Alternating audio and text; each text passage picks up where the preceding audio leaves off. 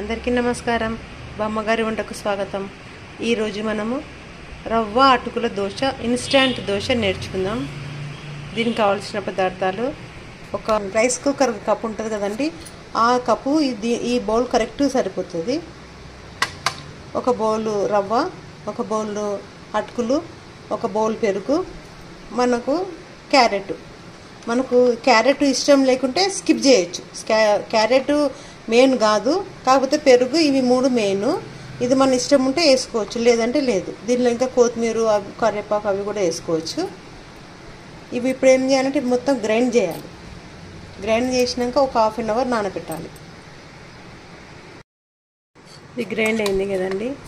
మనకు water 2 bowls పడుతుందండి. మనము పెరుగు ఒక బౌల్ వేసుకుంటాం కదా, ఒక బౌల్ పెరుగు వేసినాక మనం మళ్ళీ గ్రైండ్ చేసేటప్పుడు ఇటు సేమ్ ఇదే బౌలు 2 పడుతుంది. గ్రైండ్ చేసేటప్పుడు 1 పడుతుంది. గ్రైండ్ చేసినాక ఇంకా మొత్తం దానిలో గట్టిగా ఉంటుంది కదా, తీయడానికి మొత్తం 2 బౌల్స్ పడుతుంది. గట్టిగా అయితేనేమో కొంచెం వాటర్ కలుపుకోవాలి.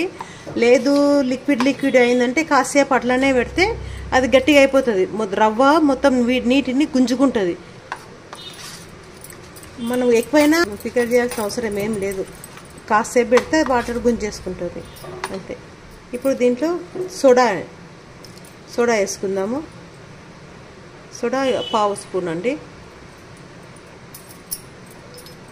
ఉప్పు వేసుకుందాం. ఉప్పు 1 స్పూన్ వేస్తున్నా, 1.5 వేస్తున్నా. మీకు ఎంత సరిపోతుంది అనుకుంటే మీకు మీ టేస్ట్కి తగ్గట్టుగా. కొంతమంది ఉప్పు ఎక్కువ తినేటోళ్ళు ఉంటారు, కొంతమంది ఉప్పు తక్కువ తినేటోళ్ళు ఉంటారు. దానికి మీకు అనుగుణంగా ఉప్పు వేసుకోండి. దీంట్లో ఈ క్యారెట్ వేద్దాం. క్యారెట్ తురిమి పెట్టుకున్నాం కదా, ఇది గ్రైండ్ చేయొద్దు కదా, ఇది దీనిలో వేసేసుకోవాలి అంతే.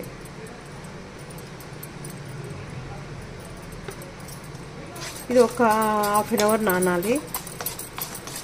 మనం ఈ దోశ చేసుకోవాలనుకున్నప్పుడు మార్నింగ్ లేవగానే ఇది ఇలా ప్రిపేర్ చేసుకొని దోశలు వేసుకోవచ్చు. నానిందండి, ½ గంట అయిపోయింది. ఇప్పుడు దీనిలో కొంచెం జీలకర్ర వేసుకుందాము. కొంచెం జీలకర్ర మనం నానబెట్టుకున్న వెంటనే మనము దానిలో జీలకర్ర వేస్తే రంగంతా గ్రీన్ కలర్ చేంజ్ అవుతుంది. అందుకని మనం కరెక్ట్ దోశ వేసుకునే ముందర వేసుకోవాలి. కొంచెము గట్టిగా అయింది, కొంచెం వాటర్ పోసుకుందాం.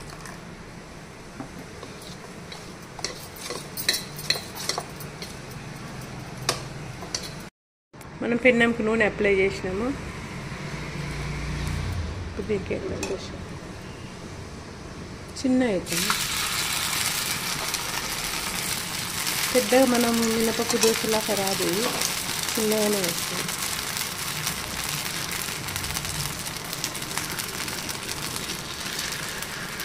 వేసుకోవచ్చు పెద్దగా, కాకపోతే విరిగిపోతే మధ్య కష్టం, అందుకని చిన్నగా వేసుకుంటాం.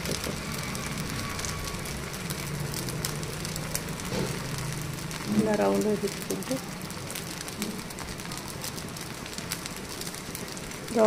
దీనికి క్యాప్ పెట్టేసి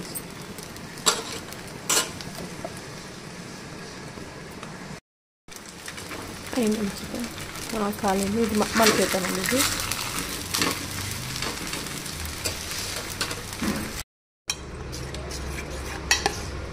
ఈ స్పూన్తో 3 స్పూన్స్ వేసుకుంటే కరెక్ట్ వస్తుంది.